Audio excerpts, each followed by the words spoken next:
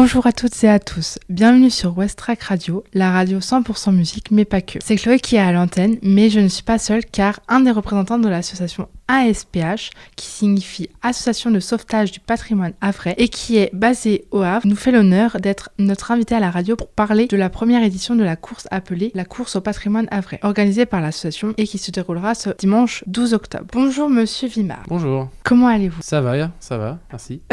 Avant de nous parler de la course, pouvez-vous nous parler de l'association ? L'association de sauvetage du patrimoine havrais, c'est une association qui a été créée en 2016 par moi-même en reprenant une association au sommeil. L'idée était de mettre en valeur des monuments, des lieux un peu oubliés, un peu effacés, des fois et surtout souvent derrière la végétation, et le faire partager nos recherches sur ces lieux et pouvoir éventuellement pérenniser ces visites du public pour ensuite continuer dans ces projets-là. Comment vous est venue l'idée de cette course ? Je cours moi-même, j'ai fait plusieurs courses cette année et je m'étais dit que ce serait pas mal de traverser des monuments du patrimoine comme on est spécialisé dans notre association sur le patrimoine, et c'est ce que nous avons fait, et voilà, c'est vraiment réunir le patrimoine, la course, un peu l'envie de se dépasser aussi, et des fois la course c'est aussi un bon antidépresseur, ça permet aussi de remettre les choses un peu au calme dans la tête, donc au moins on permet aussi d'avoir des lieux à visiter sympas pendant la course, donc c'est vraiment un tout. Comment s'organise un événement pareil ? Ça s'organise par des rencontres, beaucoup d'échanges avec la ville notamment, pour caler le parcours entre le parcours que l'on trouvait sympa et le parcours qui au final est vraiment réalisable, en prenant en compte tous les éléments qui existent au Havre, c'est-à-dire les rues, la circulation, la réglementation, etc. Et aussi les signaleurs qu'on peut avoir, les bénévoles. Donc il a fallu tout mélanger pour se dire qu'est-ce qu'on peut faire. L'idée quand même de base, c'était de partir du théâtre Normandie et de passer à travers au moins à minima le tunnel Sainte-Marie. Donc c'est au moins des choses qu'on a respectées. Après le plan a changé plusieurs fois, mais au final on va arriver là-dessus. Quel est le but de cette course pour votre association ? C'est de récolter des fonds pour le patrimoine, donc notamment le tunnel Sainte-Marie et la restauration et la rénovation et la remise en route du trolleybus qui se trouve à l'intérieur, donc un trolleybus qui roulait avant au Havre et qui a parcouru plus de 2 millions de kilomètres. C'est le seul trolleybus encore existant aujourd'hui. Et le musée d'Amtur à Paris nous l'a prêté via une convention, et aujourd'hui on est fiers de l'avoir déjà fait rouler un petit peu grâce à des batteries qu'on a mis à l'intérieur, et on aimerait pousser un peu plus sa chose en mettant un peu plus de batteries pour avoir un peu plus de voltage, et en tout cas avoir le voltage que le véhicule avait toujours eu avant, histoire de voir combien on peut rouler. Et puis aussi on a des partenaires qui veulent faire des travaux dessus, mais il faut qu'on l'amène à chaque fois, donc c'était plus simple qu'il puisse rouler par lui-même. Donc voilà à quoi va servir les fonds grâce à cette course. Merci. Est-ce que la course est ouverte à tout public ? Oui, on a une course pour enfants à 8h45. On a à 10h le départ du fameux 10 km et du 6 km chronométré, avec une ou deux boucles en fonction si c'est le 6 ou le 10. Ensuite, on a à 11h le départ de la marche. Donc là, c'est vraiment tout public. C'est l'équivalent de la petite boucle pour les coureurs qui vont faire le 10 km. Et donc là, ils vont traverser le tunnel Sainte-Marie également. Et ils vont partir du Normandie, revenir au Normandie en passant par l'escalier, 300 marches, etc. Et peut-être découvrir des lieux qu'ils ne connaissaient pas trop. Certains escaliers, on ne parcourt pas trop d'habitude.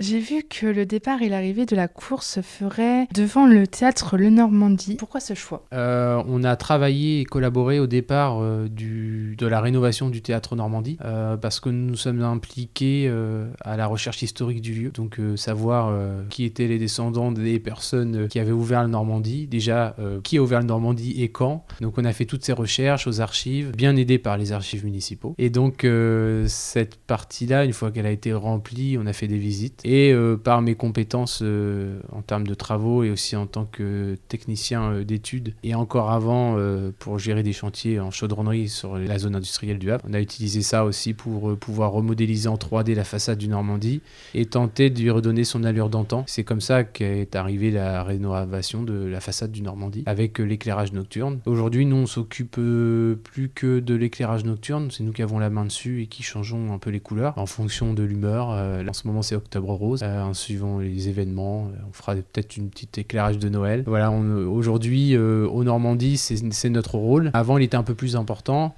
Mais comme on a plusieurs lieux, forcément, on fait des petits one-shots un peu à gauche, à droite. On ne peut pas s'impliquer sur des années complètes sur un lieu, mais sur le Normandie, en tout cas, on a fait quelque chose qui se voit, parce qu'on s'occupait de la façade. Et ça a créé des liens, forcément, avec le propriétaire notamment. C'est de là qu'est venue l'idée de faire la course et en passant par le Normandie. C'était plus simple, parce qu'on avait déjà travaillé ensemble pour le festival Pierre en Lumière, par 2 fois. Donc, c'était comme il y a une bonne relation, on la continue comme ça. Et pourquoi est-ce que sur votre site, dites-vous que cette course a un tracé chargé d'histoire ? Puisque la course va démarrer avec, malheureusement pour les coureurs, la rue de Montmorency, qui est très pentue, donc ça va être dur dès le départ.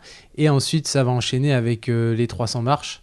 Les 300 marches qui, pour beaucoup de Havrais le savent, cache l'escalier roulant. L'escalier roulant, un escalier qui a été construit à partir de 1924 et ouvert en 1928. 4 ans de dur labeur pour avoir un escalier à double niveau avec un seul tablier, avec des marches, avec un système de retournement unique en Europe. C'était à un moment donné l'escalier roulant le plus long du monde. Malheureusement, par défaut d'entretien, d'utilisation aussi intensive au départ, etc., le coût que c'était d'entretenir cet édifice, il a pris fin en 1984 suite à une défaillance. Bon, après, c'est pas faute à l'association de vouloir sa réouverture par des projets atypiques qui ne sont pas des projets de transporter du public, donc pas quelque chose qui serait trop contraignant.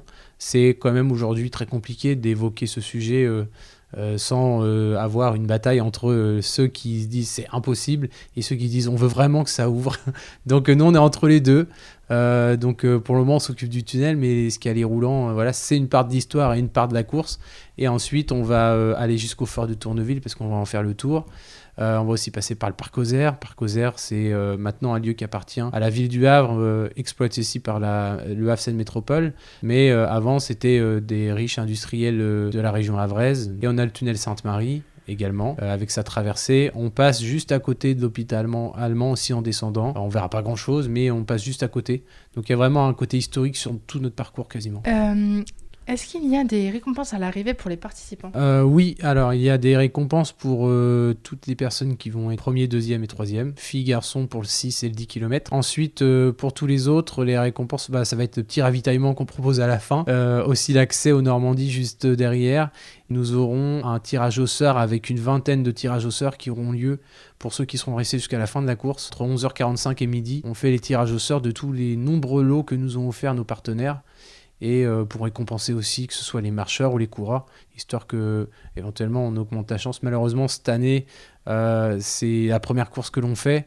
On a dû investir beaucoup de choses qu'on ne pensait pas devoir acheter pour organiser une course. Et donc on a un peu limité. On n'a pas pu récompenser tout le monde avec une médaille. Seules les personnes du podium vont en avoir une. Mais pour les enfants, par contre, il y aura une récompense pour absolument tous les enfants. Parce que ça, on rigole pas avec les enfants. Faut pas en décevoir. C'est pas parce qu'on n'arrive pas dans les 3 premiers qu'on peut pas avoir une petite récompense. Donc les enfants, il n'y aura pas de problème. Et quelles sont les conditions pour y participer si jamais il y en a qui sont intéressés ? Donc pour les enfants, c'est déjà être un enfant né entre, donc il y aura 3 courses, donc il faut être né entre la course pour les enfants les plus grands 2015 et ça termine en 2020. Ensuite pour le 6 et le 10 km, j'ai plus l'année de naissance exacte, mais ça doit être naissance 2015. Il y a un petit trou, mais il y a la marche. Après la marche, il n'y a pas de limite d'âge. Donc n'importe qui sent à marcher et à monter les 300 marches peut venir faire la marche. D'accord. Très bien. Et pour finir, est-ce qu'il est possible de venir simplement assister à la course ? Ah oui, tout à fait. La course, ça représente un parcours de 10 km, une grande boucle de 6, puis ensuite une petite boucle de 4 qui sera aussi empruntée par les marcheurs. Donc si tous ceux qui se présenteront sur la boucle de 4 km dès 10h, le temps que les coureurs arrivent du point de départ, ils vont voir des gens passer à cet endroit pendant 2 heures au moins. Donc il y aura de quoi assister. Alors en Normandie, ça sera un peu plus fun puisque il y aura une petite sono avec un peu de musique. La rue sera intégralement fermée sur 400 mètres devant le Normandie. La rue Aristide-Briand de mémoire n'a jamais été autant fermée. Sachant qu'il n'y aura plus de voitures garées, et la rue de Montmorency également, donc ça va vraiment être un espace rendu aux piétons sur une très très grande longueur, juste devant le théâtre, et là pour le coup on attend à peu près 1200 personnes, coureurs, marcheurs, sans compter ceux qui accompagneraient leur compétiteur, on va dire.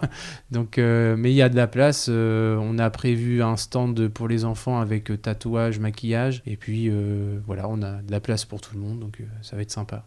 Il faut vraiment venir les supporter. Surtout quand ceux qui vont faire le 10 km vont repasser devant le Normandie, mais sans s'y arrêter, pour remonter les escaliers. Ça va être dur pour eux. Donc, au niveau des démarches, c'est vrai qu'il faut les supporter aussi. Très bien, merci Monsieur Villema pour toutes ces informations. Pour rappel, la première édition de la course au patrimoine havrais organisée par votre association, la SPH, aura lieu ce dimanche 12 octobre devant le théâtre Le Normandie à partir de 8h45 pour les enfants. C'est ça, tout à fait. C'est bien résumé. Eh bien, merci beaucoup et bonne journée à tout le monde. Merci, au revoir.